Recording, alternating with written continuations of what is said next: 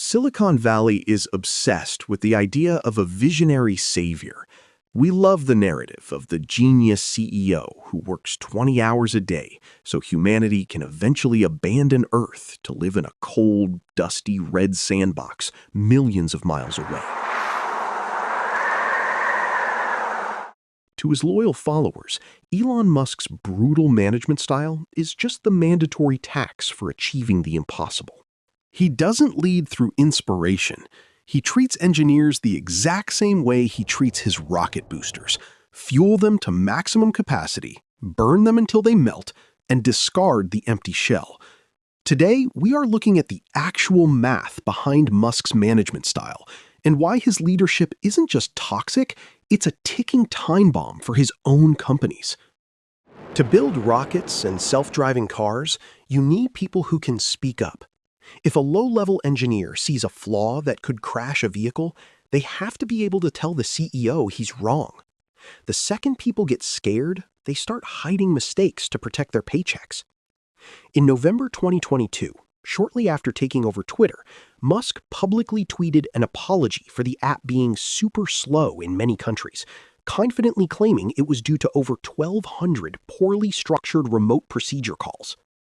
Shortly after, a software engineer named Eric Fraunhofer replied to Musk directly, stating, "I've spent 6 years working on Twitter for Android and can say this is wrong." Eric wasn't some random internet contrarian. He was a veteran staff software engineer who had spent over 8 years working specifically on the Twitter Android app. Now, in any healthy tech company, a conversation like this leads to an internal review, or at worst, a private reprimand. Instead, Musk engaged in a public technical debate, failed to back up his claims, and ultimately ended the thread by tweeting, "He's fired." 5 hours later, Eric's company laptop was remotely wiped. He didn't just fire an engineer, he destroyed 8 years of critical institutional knowledge on a public whim, broadcasting to every remaining employee that technical accuracy matters far less than absolute subservience. If the Fraunhofer situation proved Musk couldn't handle being corrected, the incident with Haraldur Halli Thorleifsson showed he didn't care about basic decency either.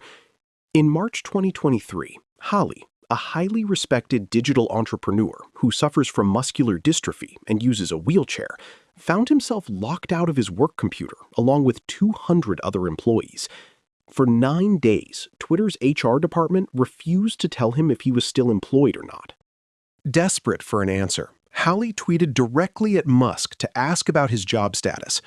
What followed was pure internet bullying. Musk publicly mocked Halli, questioned his disability, claimed he did no real work, and literally tweeted laughing emojis at his career. But then, Twitter's legal team stepped in, probably sweating bullets. They realized that according to the contract, firing Halli without cause meant Twitter had to pay him an estimated $100 million instantly. The moment Musk realized his late-night trolling just cost him a fortune, he did an immediate U-turn. He deleted the tweets, held a frantic video call, and apologized, claiming he misunderstood the situation. Motherfucker.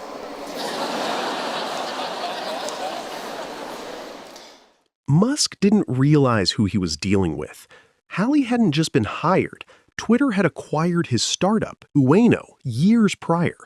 Halli intentionally structured his payout as a salary rather than a lump sum so he could pay higher taxes back to Iceland's social safety net. Furthermore, his acquisition contract stated that if he were fired, Twitter would owe him a massive multi-million-dollar payout. These high-profile Twitter sagas aren't isolated incidents. They are part of a long-standing pattern known across Silicon Valley as Musk's rage firings. Accounts from early Tesla and SpaceX employees describe a CEO who frequently barges into meetings, demands immediate solutions to near-impossible engineering constraints, and summarily fires anyone who hesitates, stutters, or offers a realistic counterargument. At SpaceX, a group of employees drafted an internal open letter politely asking executives to separate the company's brand from Musk's chaotic personal Twitter activity, which they called a frequent source of distraction and embarrassment. The response? SpaceX leadership immediately tracked down and fired 9 of those workers. When your management philosophy is compliance through terror, you don't build a team of innovators. You build a bunker of yes men who hide flaws from you until things literally explode. Last way is drop thermonuclear weapons over the poles. You're a supervillain. That's what a supervillain does.